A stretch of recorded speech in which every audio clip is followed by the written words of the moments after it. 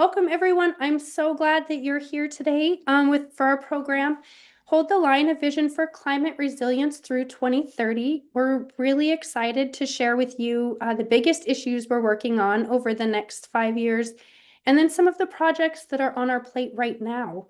My name is Callie Hamilton. I'm the Development Director here and the moderator for today's program. Please excuse my voice. I'm losing it, but I'm going to power through as best as I can and as loudly as I can.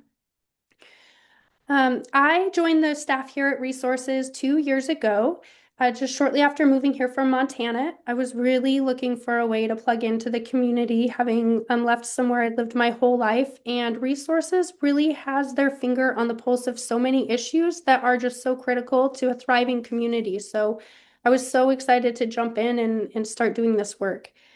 I'm just going to cover 5 really quick housekeeping items and then we'll jump right to it. As attendees, you'll be muted during the webinar, but a lot of you did submit questions we'll be answering at the end of our program today, like the last 20 minutes. We also encourage you to ask questions in the Q&A feature. That's at the bottom if you take a look. And if we can get to them today, we will. And if not, we'll email you an answer to your questions so it's not just left unanswered. If you have any technical questions, you can use the chat to reach out to Jan. He'll be able to try to walk you through it. I don't know that any of us are Zoom webinar experts as far as technical work goes, but we'll do our best. And then, of course, this is being recorded today and will be sent to you next week, so you can watch it again or share it if you have somebody who would be interested in it. Just a little bit about how the next hour will unfold. You're going to hear from our 2 co-executive directors. Janet Marino is our co-executive director of operations, and then Andrew Russell is our co-executive director of programs. And then we'll save the last 20 minutes or so to answer questions that were submitted in advance. Okay, I am going to turn it over to you, Janet. Thanks so much, Kelly. Thank you everyone for being here with us today. It's a little soggy outside, but it's nice to be cozy inside. I want to spend a moment acknowledging that we live and work on the ancestral homelands of the Coast Salish people, including the Lummi Nation and Nooksack Indian tribes who have lived here since time immemorial. We acknowledge the tribe's treaty rights and our responsibility to uphold them. We're grateful for their enduring care and protection of the region's lands and waterways and their partnership in this work. Beyond these words, we want to encourage you to support local Indigenous-led efforts by visiting the websites of Children of the Setting Sun Productions, White Swan Environmental, the Lactamish Foundation, and sacredsea.org. It's my honor to be here in this role. My name is Janet Marino. I've lived here in Bellingham for about 30 years, and I've been part of Resources for a very long time. I worked my way through college as a student and worked at the Restore and eventually as a Restore manager. And some of you know me from other organizations throughout the community, but I've come back and now I am at one of the co-executive directors. My journey with this organization, much like Resources, has been about deep growth and community connection. And Resources' story is as unique as Bellingham itself is. It started in the 1980s when a small group of residents got together around a kitchen table. They were frustrated that the only place to recycle in Whatcom County was up at Western Washington University, which meant that very few people were doing it.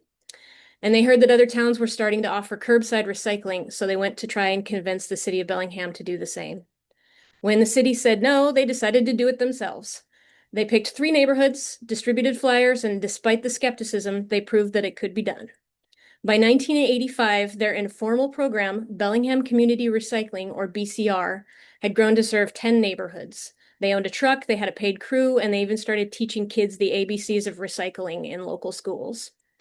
The success of these volunteers changed everything. In 1989, the city began offering curbside recycling to all of its residents, and in 1991, Whatcom County became the first county in the entire state to offer curbside recycling, all thanks to the unwavering dedication of a small group of people around a kitchen table. In the decades that follow, we have evolved. We became a waterkeeper organization, expanding our focus to protecting our precious waterways. But we also recognized another massive problem, our county's landfill. In 1990s, we made the shocking discovery that construction waste made up a full third of our landfill. And so in 1993, the Restore was born. The Restore's mission has always been to divert reusable construction materials from the landfill. Our latest non-official slogan sums it up perfectly: tariff-free since 1993. It's a testament to the thousands of tons of material that we've saved from being buried forever. It's a powerful legacy of environmental protection, community partnership, and innovation, and it all started with a simple idea and a single pickup truck. If you've followed our work over the last decade, you probably know of the coal terminal fight. Resources played a key role in the years-long fight against the proposed Gateway Pacific Terminal, a massive coal export facility planned for Cherry Point. We were the leading voice in the Power Pass Coal Coalition, an alliance dedicated to stopping coal export off the West Coast. This advocacy was about more than just environmental protection. It was about safeguarding the economies and the well-being of residents who would be impacted by the vessel traffic and train traffic and coal dust pollution. The threat of the project underscored our commitment to protecting the Salish Sea and all of the people who call the Pacific Northwest home. Crucially, our role was to organize the community to stand up in solidarity with Lummi Nation, whose leadership was central to the victory.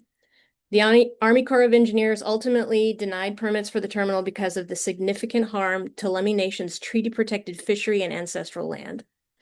This historic decision was a testament to the power of community-led movements and an affirmation of tribal sovereignty. We're immensely grateful to the Lummi Nation for their leadership in delivering a victory that protects our community and our shared environment. Building on our history as community innovators, Resources today is a powerful force for environmental change in the Salish Sea region. We operate as a team of scientists, activists, and educators, all united by a single goal: protecting the land, water, and climate we all depend on. Our work is centered on a unique approach that combines policy, education, and civic engagement. At our core, we lead and inspire the people of our region to be effective advocates. We give people practical tools to make a difference regardless of their experience, and this includes monitoring public policies, assessing threats to the environment, and then distilling that complex information into clear actions that our community can take. By making this knowledge accessible, we empower people to make their voices heard, to influence public officials, and ensure our region's beauty and natural resources are protected for generations to come. We also create lasting change by fostering collaboration and strengthening coalitions. By working together with our partners, we can amplify our effect and our impact, from reducing pollution and combating climate change to protecting our forests and watershed. Our commitment to community-driven solutions is woven into every aspect of our work, from our innovative Restore, which reduces waste and creates jobs, to our youth programs, inspiring the next generation of environmental leaders. Our hope is that each of you will leave here today feeling surrounded and supported by an organization that is reaching into the next decade to build a resilient, just, and vibrant future for our community. We can't do this work without your generosity and your passion. If you're new to Resources, we invite you to join us. And if you've been with us for years, thank you for helping us carry this work forward into the next decade and beyond. Andrew's going to introduce you to some of our current body of work. So Andrew, please have at it. Thanks, Janet. And thanks to all of you. I think 68 folks I'm seeing. That's fantastic. And this is being recorded. So, feel free when we share the recording to spread it around with your friends and share it, as widely as possible. Thank you for your time. Thank you for sharing your lunch hour with us, or just your hour in the middle of the day. As this year is winding to a close, we wanted to bring all of our supporters and folks together to raise our eyes to the horizon that we all share. I don't have to spend a lot of time talking to you about the challenges we're facing. We live in a time when climate and social crises are not rare. In fact, they are overlapping. We're seeing more and more the shakiness of relying on change from out there, from somewhere out there, from big institutions, from national or international environmental nonprofits, from breakthrough technologies, or sweeping federal and state policy platforms and reforms. And the truth is, what we all know is when the power goes out, when the roads are blocked from flooding, when the air turns to smoke and the temperatures soar, when polluted water threatens human health, when authoritarian actions from the federal government threaten to fracture our communities, the hands, the people, the voices that reach you first are locals. And Resources is local. We are you, you are us. We've been here for decades, like Janet just described. We're translating climate resilience from a policy document, from a concept that sounds nice in a bill or in a project proposal, into food on the table, into salmon in the streams, into mature forests that stabilize the soil, that clean the water, that resist fire and disease, to shelter in gymnasiums, and to neighbors checking on neighbors. Or resources. We're rooting resilience right here where we all live. Local community-based organizations like Resources and many others in Whatcom and Skagit County are the fabric that holds our communities together. And these attempts to unravel that, to decimate access to food, to housing, to healthcare, and rolling back protections for clean water and clean air, kidnapping our community members right off the streets in our local cities and towns. It's local orgs that are showing up to protect us, to support us, and to hold the line and push back. And even in the face of all of this chaos, what we know at Resources and what we've seen over these decades now is that the extractive, the exploitive, the polluting industries and industrial practices that we have been told we rely on are reaching the end of their life stage.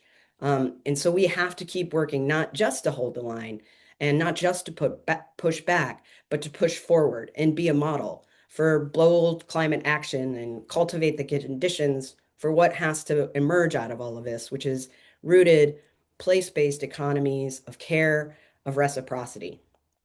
So really the real threat to our communities and to our climate resilience is the erosion or the potential erosion of the ability of locals and local organizations to show up when needed.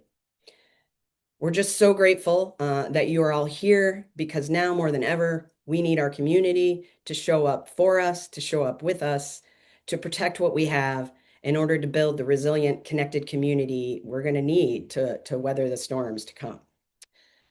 So I want to talk to you a little bit about the future Resources is working for, which is a climate resilient Northwest Washington. Community support and participation is how we work. It's how we protect our waterways. It's how we power our communities. It's how we repair the relational fabric that climate resilience, that community resilience depends on. And that support and participation helps strengthen the three root systems that make up our region, that make our region truly climate resilient, and that form our vision for a climate resilient Northwest Washington. And that's healthy forests and watersheds, a protected and pollution-free Salish Sea, and creating the conditions for a just transition off of these exploitive industries in the Northwest. Our vision is of a regenerative economy, one that repairs and heals rather than extracts and exploits, one that's rooted in care and that reciprocity I talked about earlier, and one that centers natural systems and impacted communities.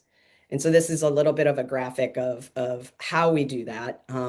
The how and the what we'll get into, but really community engagement, including multi-generational community engagement, and participation is really at the center of all that. Our kind of bigger picture, overarching kind of guidance is to build resilience and amplify impact. So our larger goals are to advance justice and opportunity, to build climate resilience, and to protect waterways here in the Northwest.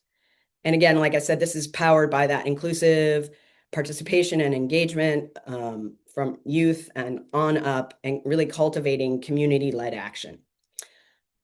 And, more and more with reductions and shrinking in foundation funding and government funding, we're looking internally to focus on how do we integrate our work on clean water, on land use, and on just transition. How do we work more together, more with our partners in the community, so that we can create these kind of scalable solutions, these like models that the Northwest Washington can be to kind of have these regional and even in some cases international impacts. So I thought we'd organize this work a little bit by kind of the levels of government we work at. And I wanted to give you kind of a run through of what we've got coming up in 2026 and a little bit beyond. as I started breaking this down by city, county, state, national, I realized really a lot of these issues that we work on cross a lot of these levels of government. They'll start a little bit more locally, and then, we realize, oh, this needs to be a policy at the county level, and oh, but then we're going to need a state legislative change, and oh, now that state legislative change can help push, the federal landscape. So keep in mind that there's a lot of ebbing and flowing and fluidity to this work, but I'm breaking it up like this to kind of have bite-sized chunks. So starting at the city level, focusing on Bellingham and Anacortes. Coming up with the city of Bellingham, we're going to be working to accelerate the timeline to dump the polluting incinerators that are operating at the Post Point wastewater treatment plant. The city is intending to spend tens of millions of dollars and take 6 years or more to fix these decades-old incinerators. We've been grateful to have open conversations with the mayor and the public works director, but in the end, we're not quite agreeing and seeing eye to eye with their assessments to continue to operate these incinerators. There are other options available that could decrease air and water pollution and bridge the time to adopt newer technologies and help the city meet its climate goals. So we'll be leaning in to spread the word and speed up that timeline to shut down these incinerators as soon as possible and move the city into the 21st century technology for its wastewater treatment. So stay tuned for that. Also, working on a pollution-free Salish Sea starting right here in Bellingham Bay. So we've spent several years, 5+ years, monitoring and testing stormwater, and decades before that, patrolling our waterways and looking for sources of pollution.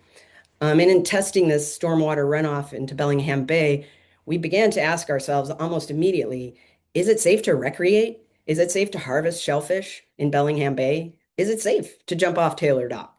The picture is becoming clear that there are some real health risks to recreating and consuming shellfish from Bellingham Bay.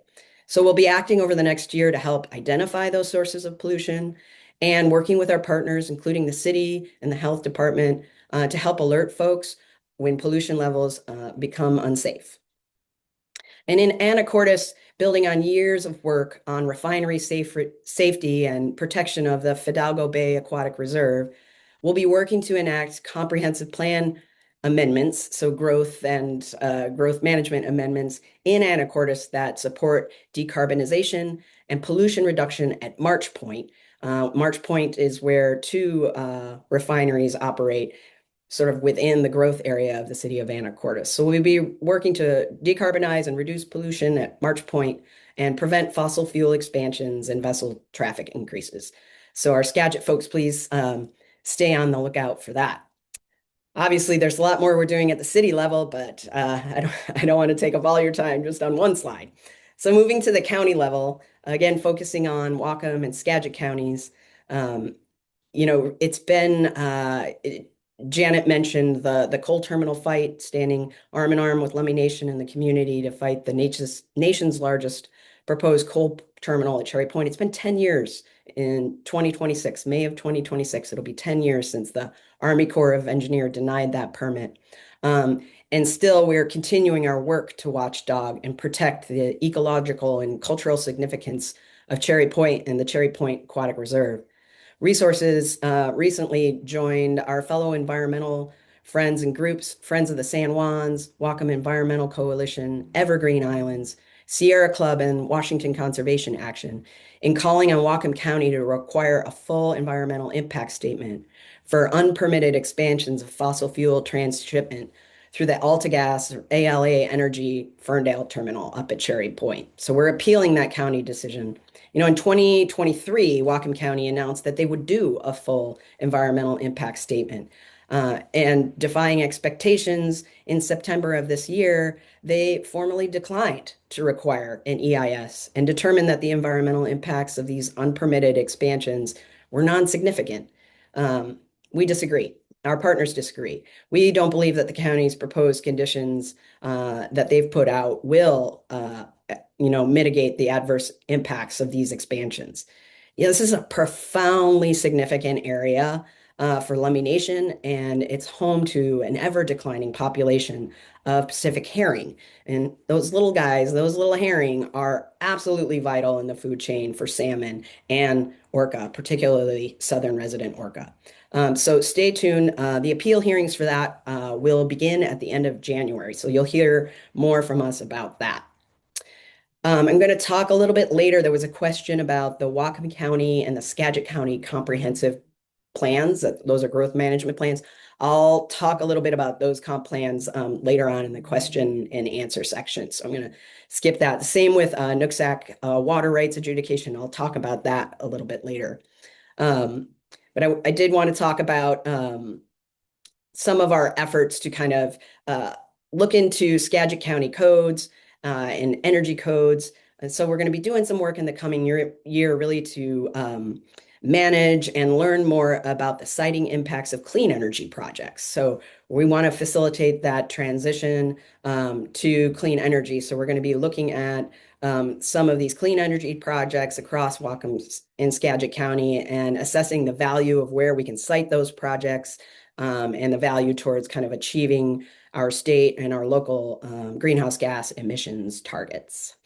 I think I forgot to talk about Lake Whatcom maybe in my city slide, but Lake Whatcom, the Lake Whatcom watershed really crosses both City of Bellingham and Whatcom County jurisdictions, so it sits in both of those.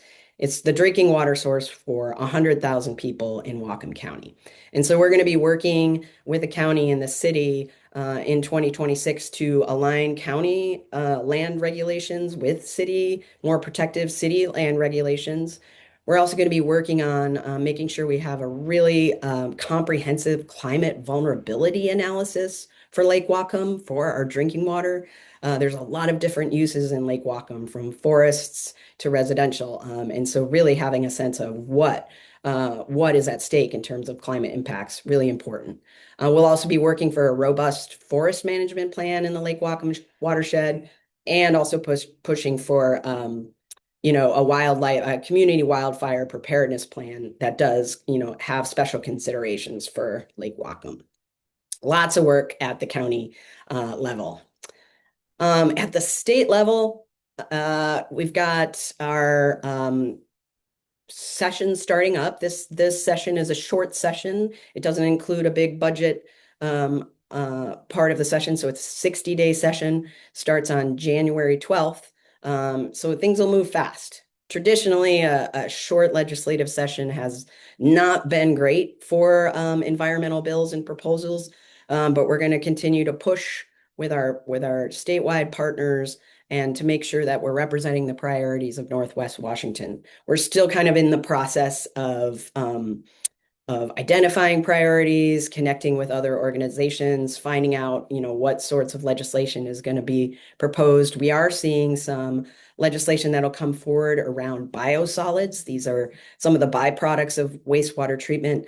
We want to make sure that until we figure out consistent ways to treat those biosolids, to remove contaminants like PFAS and other contaminants that are emerging of emerging concern. We want to make sure that we're adequately testing and ensuring those biosolids are safe before we're spreading them on land. So we know that'll be coming up. We have also heard there's some work on forest health and resiliency funding, wildfire funding will be plugged into that. Also hearing some plastics and solid waste related and climate and energy related bills coming forward. So we're getting our ducks in a row for that. Also something about a six-gilled shark being the official fish, I think, of Washington State. Just we always like to have one little cool fun thing that we're following as well. So stay tuned. We'll give you some information a little bit later on how to make sure you're on our legislative action team list, and so you can get all those actions. We'll also be organizing a virtual lobby day. It's a pretty long haul to get from Bellingham to Olympia. So we want to make it easy for folks to contact and speak with their representatives about their priorities. So we'll be organizing that as well. And the Department of Natural Resources and State Forest Management.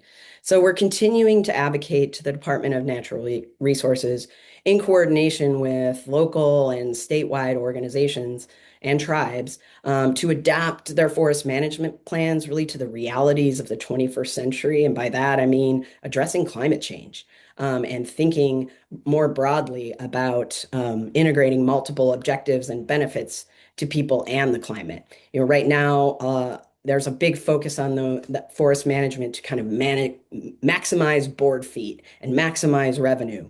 Um, and we do want to see that income being provided and that revenue being generated, but there are ways that we can adapt our forest management to both have benefits to local economies and local beneficiaries and climate resilience.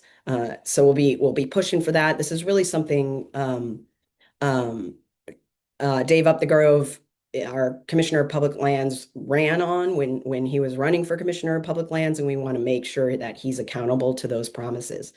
DNR is also going to be updating their wildfire risk and hazard maps. And so we'll be plugging in to make sure there's strong considerations of the unique kind of ecosystems of the west side of the mountains. Fire acts much differently on the west side than it does on the east side. So we'll be working with folks to kind of advocate from that as well.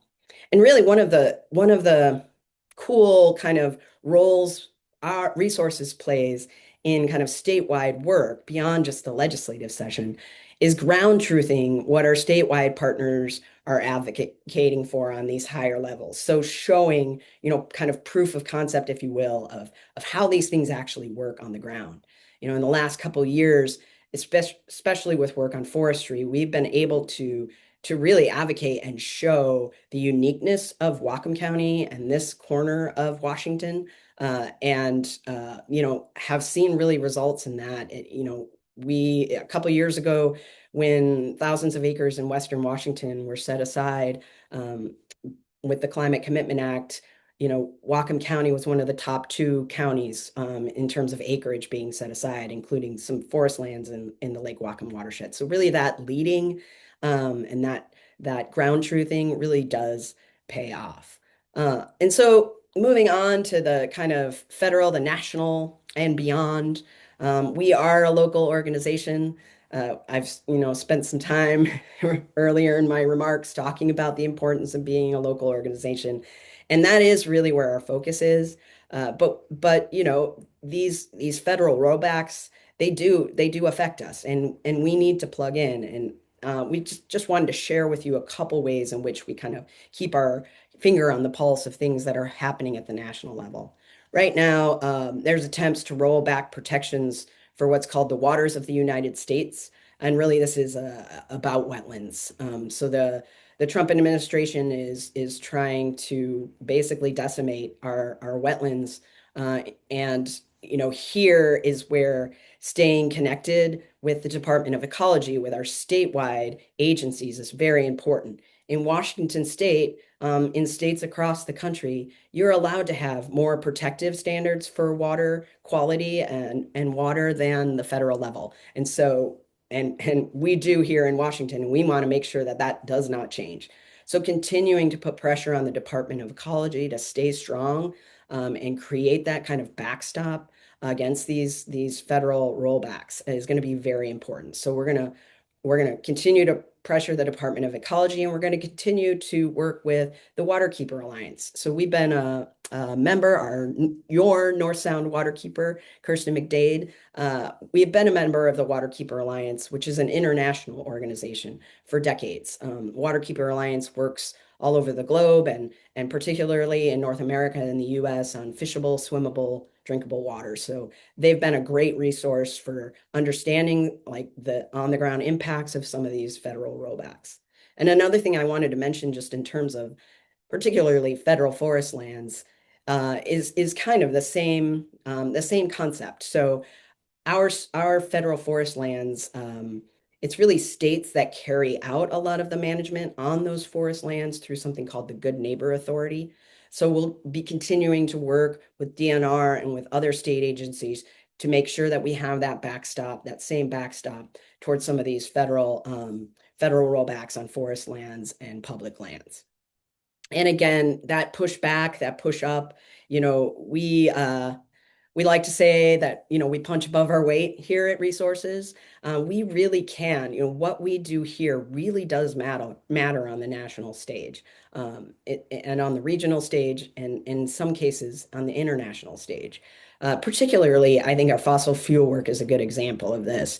We have four refineries in Whatcom, between Whatcom and Skagit County. So restricting that fossil fuel expansion, putting checks on pipelines and other issues really does have an impact in the federal sphere. So we're going to continue to kind of amplify that impact by kind of continuing to push up and like I said, push forward, not just hold the line, but keep pushing forward.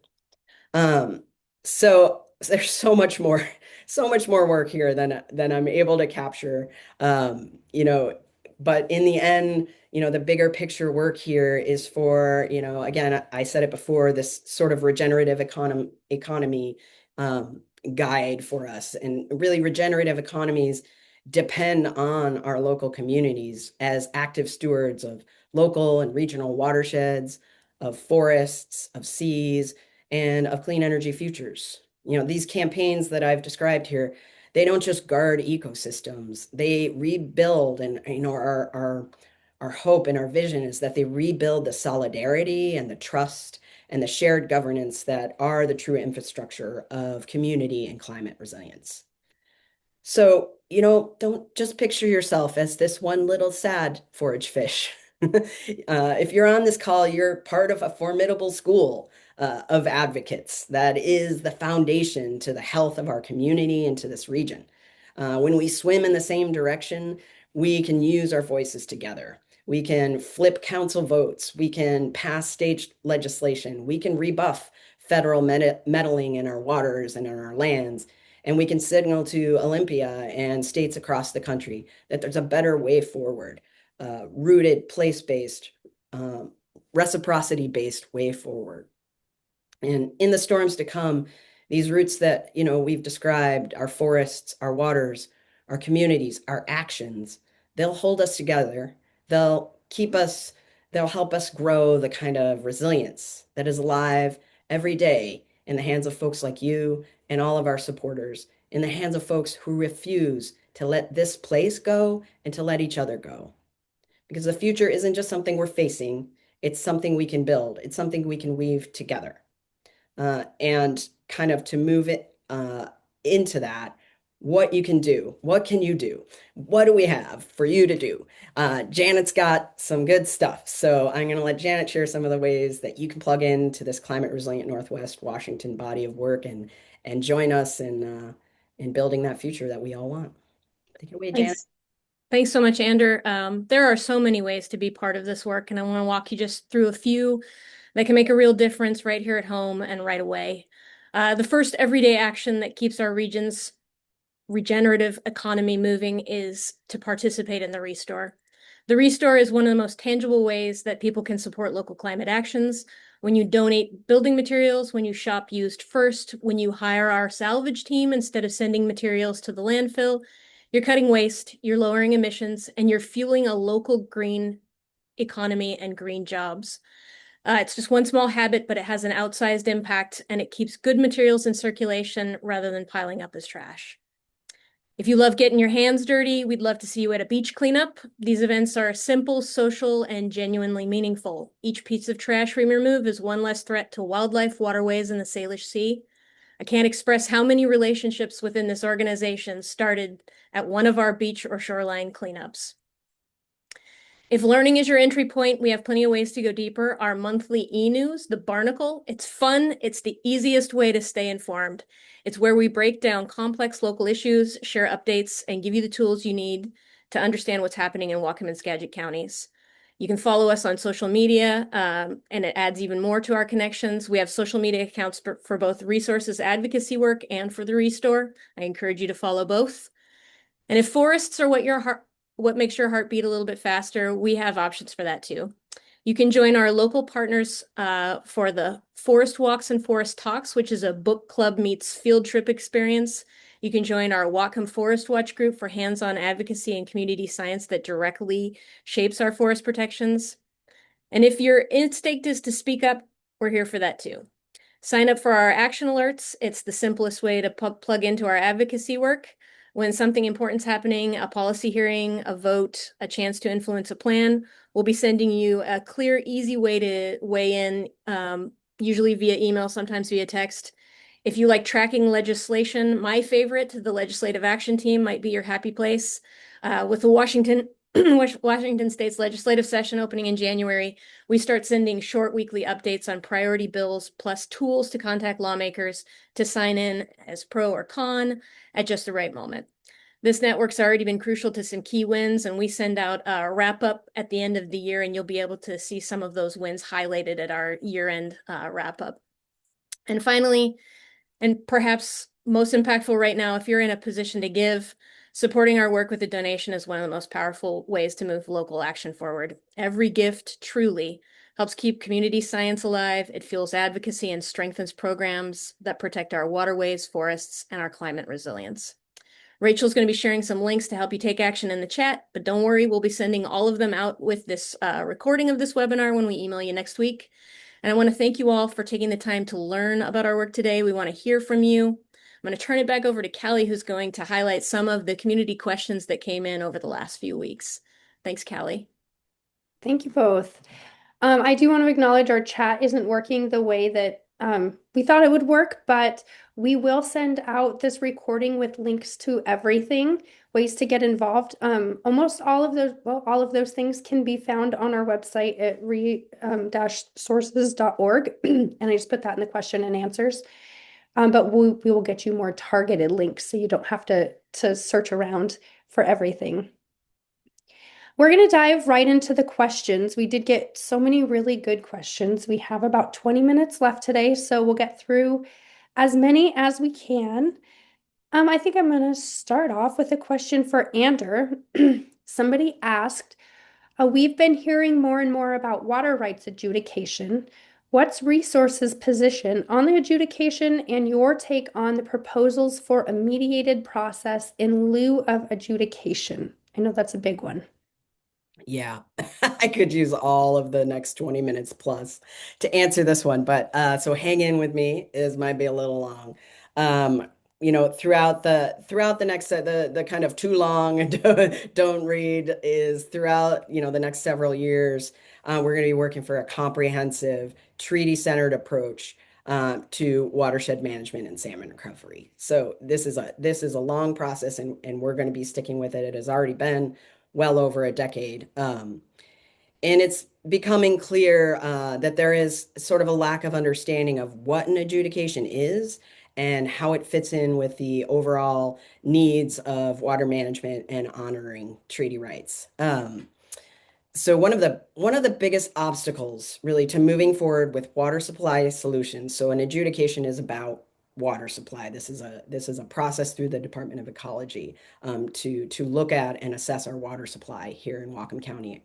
Really, mostly our access to our water supply here in Whatcom County. So one of the biggest obstacles to moving forward is adequate information on where is water being used? Where are those uses legal? How much water is claimed by the local tribes, by the Nooksack tribe, by Lummi Nation?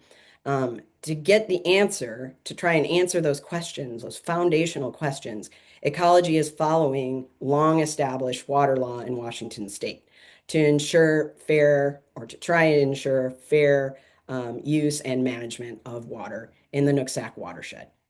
Adjudication is necessary. It's a legal process. Yes, it can be time consuming. Absolutely. Could take a couple decades really to sort this all out. And it is expensive. It is not really anyone's first choice. So it's important to understand how we got here. Over a decade, probably even more, one might say since time immemorial, of failed attempts at reaching agreements due to the lack of centering tribes and honoring treaty obligations. That is how we got here. There is so much discussion lately about adjudication, yet still Whatcom County and other stakeholders are not centering the tribes in their kind of hot takes on what the adjudication means and how we can maybe supersede it. These need to be parallel processes. We do need to have comprehensive collaborative work done, and we need the adjudication to be able to make that work successful. In 2020, the Nooksack Indian tribe in the Lummi Nation asked to the Department of Ecology, they requested that the Department of Ecology step in and initiate a water rights adjudication in the Nooksack watershed. Resources, many other environmental organizations, lots of supporters, probably some of you also supported this ask and weighed in solidarity. And Ecology in the end did support the tribe's request. So the tribes, this is Western water law. It kind of is called first in time, first in right. So the most senior water rights users in the Nooksack watershed basin are the tribes. And on that, we do all agree. But the issue is we know they have the largest and most senior piece of the pie, so to speak, but we don't know how much that is. It needs to be quantified. And they have asked that the Department of Ecology step in and do that. There was also an adjudication in the Yakima basin that took, I think, 40 plus years. In that adjudication, the tribes kind of they held back at the start of that adjudication. So it's different here. The tribes have actually asked for this. So that's why we're here. They are the most impacted water users, the most harmed water users, and that needs to be made much more clear in the discussion. So if you haven't caught it so far, I'm trying to make that point very clear.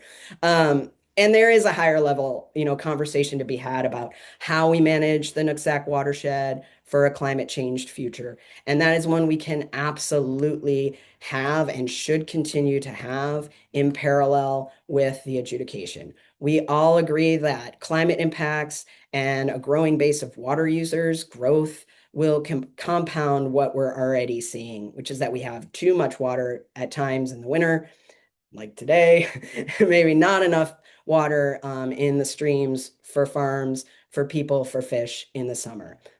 And resources has been pushing in these kind of arenas of watershed management here in the Nooksack for sort of natural climate solutions, for working together to kind of rebuild watershed health and watershed function. Those sort of natural climate solutions that would help, they're the things you see us advocating for all the time.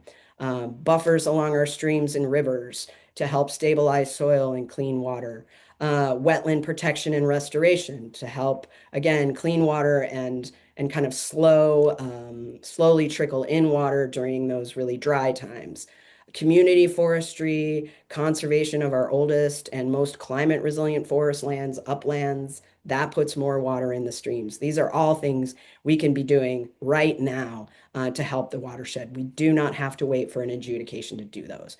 But the adjudication is an important tool that'll be available to us because it will kind of give us this information of where is the water being used, what water is being used legally, and then, what water we kind of, what rights we need to make available, and then how do we continue to have a successful agricultural base here in Whatcom County? How do we get ag the water that they are going to need, to function into the future? So I think the place where, one of the places where we can all come together, all these stakeholders can come together, is on helping rural residents, in particular, residential water users in rural areas and agricultural water users, in understanding what the adjudication is, and in supporting them and getting their paperwork and getting the things that they need into the Department of Ecology as soon as possible so that we can have a smooth and quick adjudication process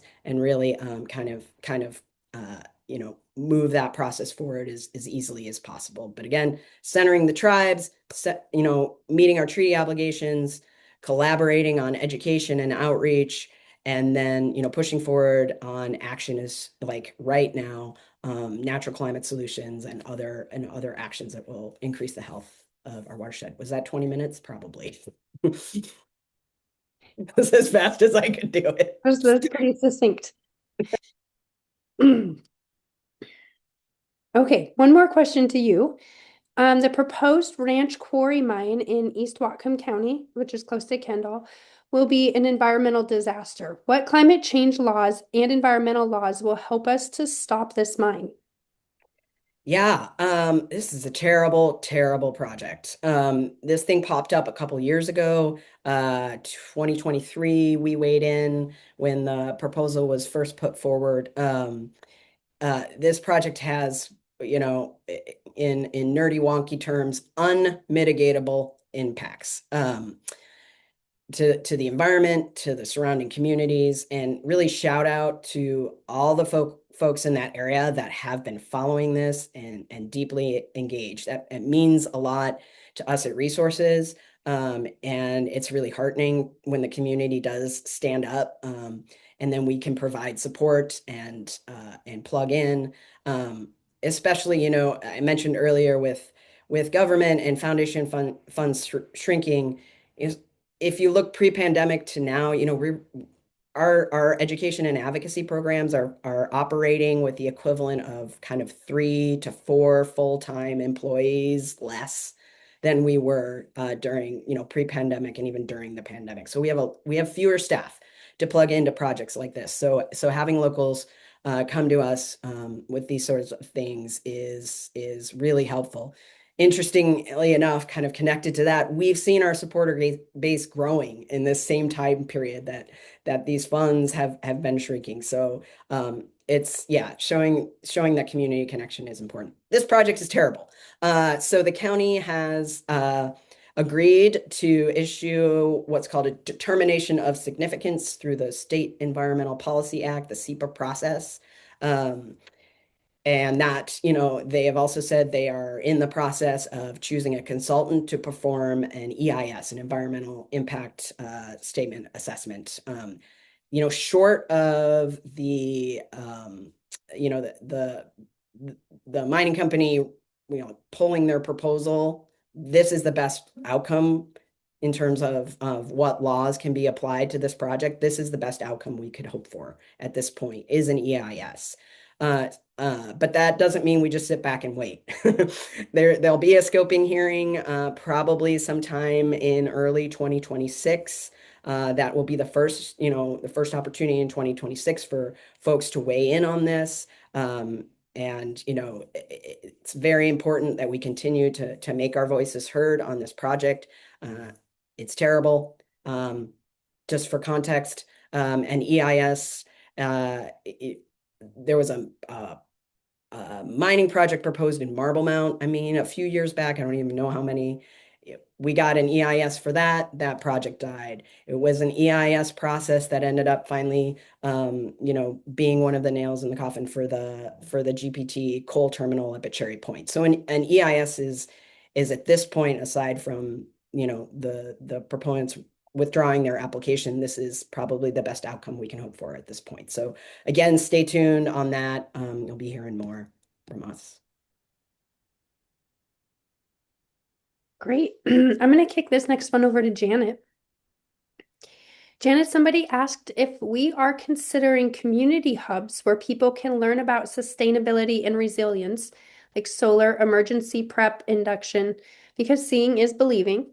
And also, can that serve as a fun place to work on community projects and gather during emergencies? Yeah, that's a great question. If you're coming to us kind of more from the digital realm and our advocacy work, it's possible you haven't visited our campus, so I'd like to share a little bit of what it consists of. We bought this building in 2004, and it consists of about 3/4 of a full city block right now, and most of that is the Restore. And we've been slowly making improvements to it, but we also have deferred maintenance, just like any other nonprofit that has weathered the last 10 years or so. But right now we actually are a pretty vibrant community hub, I say. We rent our space, our meeting rooms upstairs out to the community for a very discounted rate. And while it's not ADA accessible right now, there are plans in the very near future to change that. Our warehouse, I'm gesturing because it's right out here to my left, and also I can't not talk with my hands.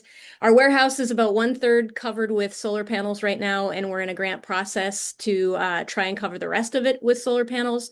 We're currently in a grant process for hopefully some EV charging stations and possibly even an EV car share model. The west side of our warehouse is where the Frege is housed, and that is a community partnership with Sustainable Connections. It's a food waste recovery center and a community refrigerator that's open to the public during business hours. And restaurants and businesses contribute prepared food, and the local community can contribute shelf-stable items and produce. But I see that thing get filled up and emptied multiple times a day, particularly during the recent SNAP situation. Just north of that is our repatch, which is our kind of community pea patch, which is tended by volunteers. Just east of that is our revision division workshop, which is where we host community workshops, informational workshops. We received a grant from Whatcom Community Foundation over the summer to host some workshops, and we just wrapped those up in October. So we are constantly hoping to be adding that type of programming to our year. We have the same financial constraints that every nonprofit has. We need donations to make that happen. We need volunteers who have expertise and who can be mentors and leaders and instructors in those types of workshops to come and partner with us on that. As far as using our building as an emergency preparedness or stop spot, we do have some constraints, like I said, with the ADA situation. Certainly, if there was an emergent need to do so, we could pivot. We have some flexibility and some ability to be nimble because we own our building and we control what we can do with it. But a lot of what we do is supporting other social service agencies who are better equipped to handle emergency needs like that.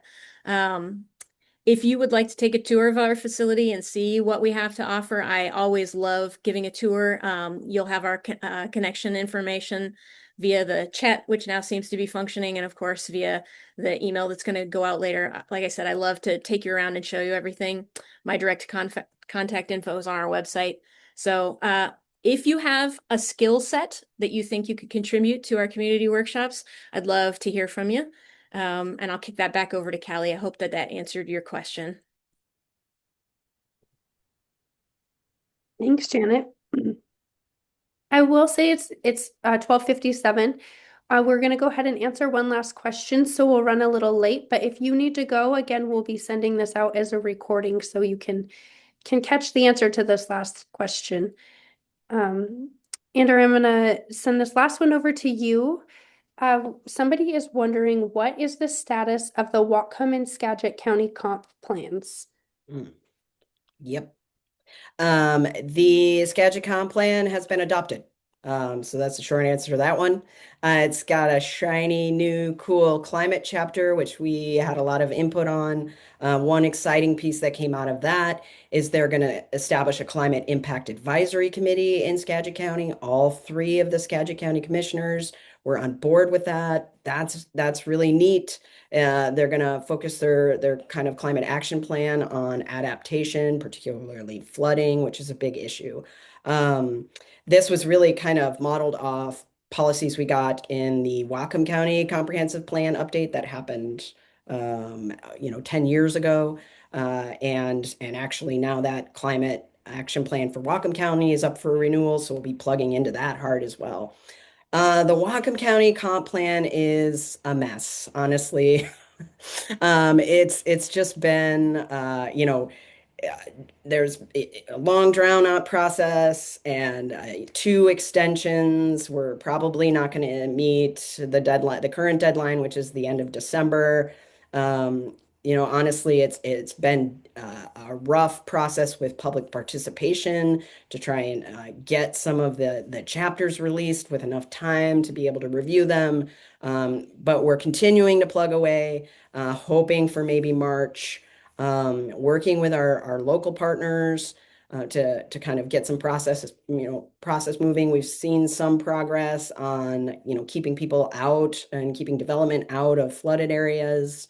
Luckily, there have been no UGA expansion requests, no urban growth area expansion requests. The cities are in general kind of keeping their boundaries. That's good. There's some issues with potential expansions into agricultural land, but we'll be keeping an eye on that. There's some good integration of adjudication language in there already. So yeah, keep pushing on that. You'll hear from us on actions you can take. They'll be coming up in the next month or so. And Anacortes is about to adopt their comp plan as well. I think Bellingham is about to adopt theirs. So we've been following those two as well. Overall, the thing with comp plans, they manage growth. They guide how we manage growth. It's in the implementation. So this is one of those long-term pushes. You know, you need an organization like Resources in your community to stay on top of these sorts of things. So we heard a lot of concerns from you all, from the community about things you'd like to see. And if they don't make it into the comp plan, don't worry. We've heard them and we will continue to push on those priorities. The comp plan is not the end of how we manage growth. It's just a guideline and yeah, we're gonna keep pushing for strong climate policies. Yeah. All right. I think it's 1 o'clock. That's the end of our questions. I know we did get a couple in the Q&A. Howard, you sent one. And we'll have Andrew or we'll send an email to you about that. And if you had pre-sent questions in and we didn't answer, we'll send an email specifically to you too, so that you do get an answer. I just want to thank you all for spending some time with us today. Your engagement in things like this and your support and showing up really make it possible for us to do the work that we do, and we're genuinely grateful to have you as part of this community.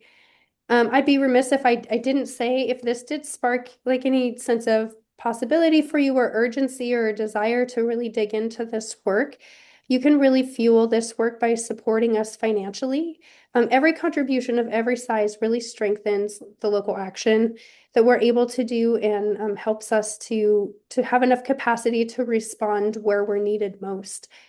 Again, we'll send this out next week. You'll be able to see it, and just want to thank you all for being here. Have a good day. Thanks so Thanks, much. everyone. Come to the Restore. Holiday shopping at the Restore.